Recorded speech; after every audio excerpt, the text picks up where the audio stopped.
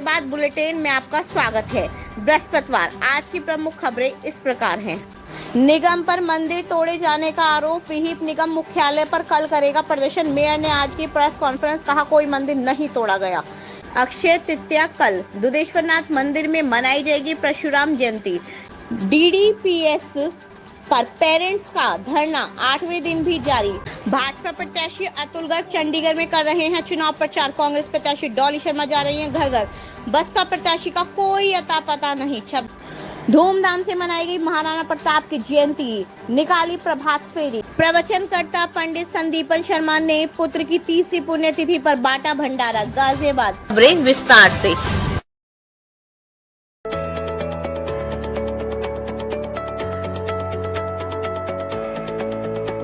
निगम पर मंदिर तोड़े जाने का आरोप, विहिप निगम मुख्यालय पर कल करेगा प्रदर्शन। मेयर ने आज की प्रेस कॉन्फ्रेंस, कहा कोई मंदिर नहीं तोड़ा गया।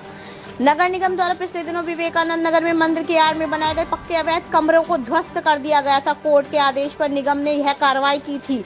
उक्त कार्रवाई से हिंदू संगठनों में उबाल और विश्व हिंदू परिषद ने नगर निगम पर एक के बाद एक 12 मंदिर तोड़े जाने का आरोप लगाया है। विहिप ने कल यानी शुक्रवार को नवयुग मार्केट स्थित नगर निगम मुख्यालय पर जोरदार प्रदर्शन का अल्टीमेटम दे रखा है। विहिप के अल्टीमेटम के बाद पुलिस प्रशासन चौकन्ना हो गया और निगम मुख्यालय पर सुरक्षा के पुख्ता प्रबंध करने की योजना बना ली है। उधर मेयर सुनीता दयाल ने आज प्रेस कॉन्फ्रेंस कर कहा है कि निगम के ने कोई मंदिर नहीं तोड़ा है, उन्हें बदनाम करने के लिए षड्यंत्र रचा जा रहा है। उन्होंने साफ शब्दों में कहा कि 4 जून के बाद वे हर षड्यंत्र का जवाब देंगे। उनका इशारा अपनी ही पार्टी के कुछ लोगों पर था जिनका उन्होंने नाम नहीं लिया। उन्होंने बताया कि विवेकानंद नगर में मंदिर नहीं बल्कि अवैध रूप से बनाया गया पक्का कमरा तोड़ा गया है, वह भी कोर्ट के आदेश पर। उन्होंने कहा कि जिन मंदिरों को तोड़े जाने की सूची विहिप ने जारी की है वे सही सलामत हैं। अब देखना यह है कि कल होने वाले विहिप के प्रदर्शन का नगर निगम पर क्या असर होता है। अक्षय तृतीया कल दुधेश्वरनाथ मंदिर में मनाई जाएगी परशुराम जयंती। नए वाहनों व आभूषणों की होगी जमकर बिक्री।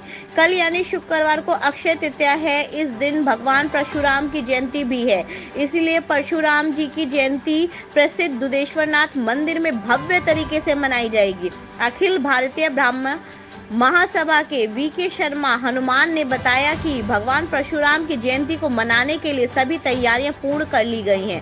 भगवान परशुराम का जन्म अक्षय तृतीया के दिन ही हुआ था। पौराणिक मान्यताओं के अनुसार सतयुग और त्रेता युग की शुरुआत अक्षय तृतीया से ही होती थी। भगवान विष्णु ने नर नारायण का अवतार भी इसी दिन लिया था। इस दिन को बेहद शुभ माना जाता है। जिस दिन धनतेरस के दिन लोग सफेद धातु वाहन व बर्तन आदि खरीदना शुभ मानते हैं, ठीक इसी तरह अक्षय तृतीया के दिन पीली धातु यानी सोने के आभूषण, नया वाहन, नया घर, नया व्यापार शुरू करना शुभ मानते हैं। इसीलिए कल का दिन आभूषणों का व्यापार करने वालों के लिए बहुत अच्छा रहने वाला है। वाहनों के शोरूमों पर भी कल खरीदारों की लाइन लग सकती है। शास्त्रों के अनुसार अक्षय तृतीया पर किया गया दान पुण्य और शुभ कर्म का फल जन्म जन्मांतर तक मिलता है। ऐसी कथा है कि अक्षय तृतीया के पुण्य से ही एक गरीब वैश्य अगले जन्म में राजा और फिर चंद्रगुप्त विक्रमादित्य हुआ। अक्षय तृतीया पर कोई शुभ काम का आरंभ भी शुभ फलदायी होता है।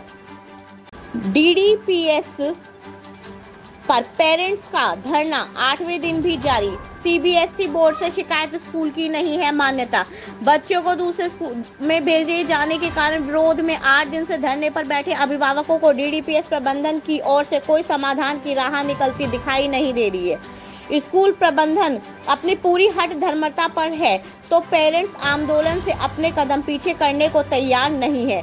8 दिन से दिन रात धरने पर बैठे अभिभावकों की हालत खराब हो रही है। 40 डिग्री के ऊपर पारे के बीच दिन में जहां पेरेंट्स धरने पर बैठे हैं, वहीं रात में मच्छरों के डंक उन्हें बेहद परेशान कर रहे हैं। गाजियाबाद पेरेंट्स एसोसिएशन के बैनर तले आंदोलनरत पेरेंट्स का कहना है कि बुधवार की रात को उन्होंने पूरे सेक्टर 23 में थाली बजाकर जागरूकता अभियान चलाया था। जो अभिभावक उनके साथ धरने में शामिल नहीं हो रहे हैं, उन्हें जागरूक किया जा रहा है कि आज स्कूल उनके साथ गलत बर्ताव कर बच्चों को दूसरे स्कूल में भेजना चाहता है।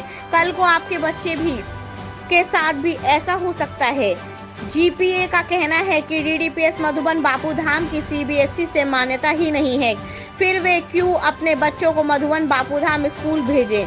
गाजियाबाद पेरेंट्स एसोसिएशन ने डीडीपीएस मधुबन बापूधाम की मान्यता का मामला सीबीएसई तक पहुंचा दिया है। भाजपा प्रत्याशी अतुल गर्ग चंडीगढ़ में कर रहे हैं चुनाव प्रचार। कांग्रेस प्रत्याशी डॉली शर्मा जा रही हैं घर घर। बसपा प्रत्याशी का कोई अता पता नहीं। 26 अप्रैल को गाजियाबाद सीट पर मतदान हो चुका है। अब सभी 4 जून को वोटों की गिनती कर रहे हैं, लेकिन गाजियाबाद से चुनाव लड़ने वाले प्रमुख प्रत्याशी शहर की चिंता छोड़कर दूसरे कार्यों में लग गए हैं। भाजपा प्रत्याशी अतुल गर्ग जहां चंडीगढ़ में पार्टी प्रत्याशी के चुनाव में जुटे हुए हैं, वहीं बसपा प्रत्याशी नंदकिशोर पुंडिर मतदान के बाद से गाजियाबाद में नजर ही नहीं आए हैं। उधर कांग्रेस प्रत्याशी डॉली शर्मा आज भी क्षेत्र में लोगों के बीच जाकर उनके दुख दर्द बांटने का कार्य कर रही हैं। डॉली शर्मा ने पुलिस कमिश्नरेट प्रशासन को चेतावनी दी है कि वे बढ़ते अपराधों पर काबू पाने का प्रयास करें। यदि अपराधों पर काबू नहीं पाया गया तो वे जन आंदोलन शुरू कर देंगी। डॉली शर्मा ने कहा कि गाजियाबाद के लोगों को पीड़ा होगी तो वे चुप नहीं बैठेंगी। डॉली शर्मा ने मुरादनगर के लोगों के सुख दुख में शामिल हुई।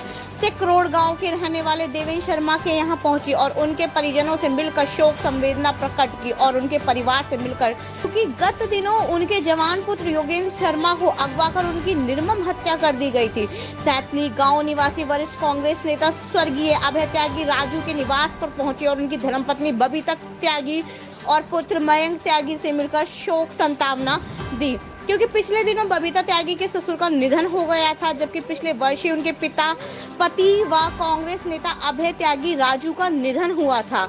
रेवड़ी गांव में मुरादनगर ब्लॉक कांग्रेस कमेटी के कार्यकारिणी अध्यक्ष राजवीर कसाना व उनके परिवार से मिलकर शोक संतावना दी, क्योंकि उनके बड़े भाई रविपाल कसाना का पिछले दिनों अचानक देहांत हो गया था। धूमधाम से मनाई गई महाराणा प्रताप की जयंती, निकाली प्रभात फेरी। वीर शिरोमणि महाराणा प्रताप की जयंती जिले भर में धूमधाम से मनाई गई। सेक्टर 23 व चौधरी मोड़ से प्रभात फेरियां निकाली गई। साहिबाबाद में महाराणा प्रताप की प्रतिमा पर लोगों ने पहुंचकर उनकी मूर्ति का माल्यार्पण किया। इसके अलावा कई जगह विचार गोष्ठियां आयोजित की गई। जयंती कार्यक्रम में उपस्थित जनों ने महाराणा प्रताप के चित्र पर माल्यार्पण कर महाराणा प्रताप के गौरवशाली इतिहास को याद किया और कहा कि महाराणा प्रताप हिंदू धर्म एवं संस्कृति के रक्षक और स्वतंत्रता प्रेमी के रूप में विश्व विख्याति हैं। कई देशों के लोगों ने महाराणा प्रताप से प्रेरणा लेकर स्वतंत्रता आंदोलन चलाए। महाराणा प्रताप के ऐतिहासिक प्रसंगों की व्याख्या करते हुए उनके उज्जवल इतिहास को सामने लाने की आवश्यकता जताते हुए महाराणा प्रताप के जीवन वृत्त व उनके समाज और राष्ट्र को दिए योगदान को याद किया। प्रवचनकर्ता पंडित संदीपन शर्मा ने पुत्र की 30वीं पुण्यतिथि पर बांटा भंडारा। गाजियाबाद के कथावाचक एवं प्रवचनकर्ता कविनगर निवासी पंडित संदीपन शर्मा के परिवार पर वर्ष 2021 में कोरोना ने ऐसा तांडव मचाया था कि उनका घर का तिनका इस आंधी में बिखर गया। वर्ष 2021 में पत्नी वीना शर्मा की 7 मई को निधन हो गया था तथा 32 वर्षीय युवा पुत्र मनस्वी शर्मा का 9 मई को कोरोना वायरस के कारण निधन हो गया था। 2 दिन के भीतर पत्नी व युवा पुत्र को पंडित संदीपन शर्मा ने खो दिया था। गुरुवार को पंडित संदीपन शर्मा के भाई अनुराग शर्मा ने स्वर्गीय मनस्वी शर्मा की स्मृति में जरूरतमंदों को भोजन बांटा। यह भोजन उन्होंने परमार्थ सेवा ट्रस्ट द्वारा संचालित नासिरपुर फाटक पर भंडारे में पहुंचकर जरूरतमंद लोगों को खिलाया।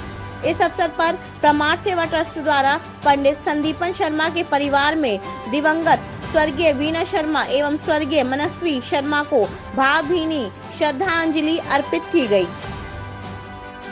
नहीं है, कृपया लाइक और सब्सक्राइब अवश्य करें और हाँ, पहले आइकॉन अवश्य दबाएं ताकि आपको हमारी लेटेस्ट वीडियो का नोटिफिकेशन मिलता रहे। धन्यवाद।